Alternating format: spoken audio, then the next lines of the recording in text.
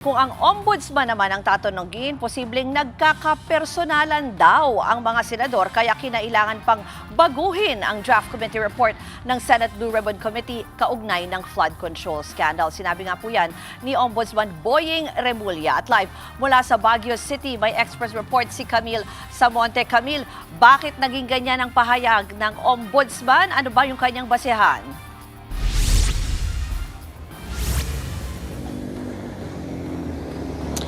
Ruth, para kay Ombudsman Jesus Crispin Remulla, maituturing na politika ang dahilan kung bakit binago ang draft committee report ng Blue Ribbon kaugnay ng flood control scandal kung saan inirekomenda na sampahan ng kaso ang ilang senador na dawit umano sa katiwalian. Sinabi yan ni Remulla sa strategic planning session ng Ombudsman sa Baguio City. Kinumpirma ni Blue Ribbon Chair Senator Ping Lacson na nagkasundo nga ang mga senador na baguhin ang naunang draft ng committee report. Imbis sa pagrerekomenda ng pagsasampa ng kaso, irerekomenda nilang magsagawa ng preliminary investigation laban kina Senator Cheese Escudero, Joel Villanueva at Jinggoy Estrada. Para kay Ombudsman Remulla, maaaring nagkakapersonalan ang mga senador. Pakinggan natin ang pahayag ni Ombudsman Remulla.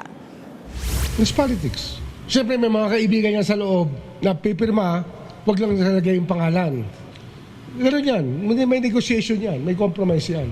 Pero, at least, yung pagkapangalan sa kanila tsaka yung records intact. Ang mahalaga dyan, yung records ng Blue Ribbon Committee tsaka lahat ng testimonies niya. Yun ang mahalaga.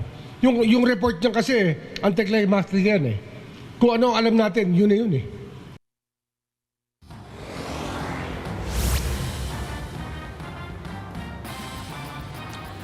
Ruth, hindi rin daw nag-aalala si Ombudsman Remulla kung magkaroon man ng pagbabago sa liderato ng Senado dahil gagamitin lang daw nila ang mga ebidensya na magagamit nila sa pagsampa ng kaso. Samantala, hindi na nga nagbigay ng detalye si Remulla sa paggulong ng investigasyon sa flood control scandal, pero marami raw ang aabangan sa mga susunod na buwan lalo't nahihinog na ang mga kaso. Ruth?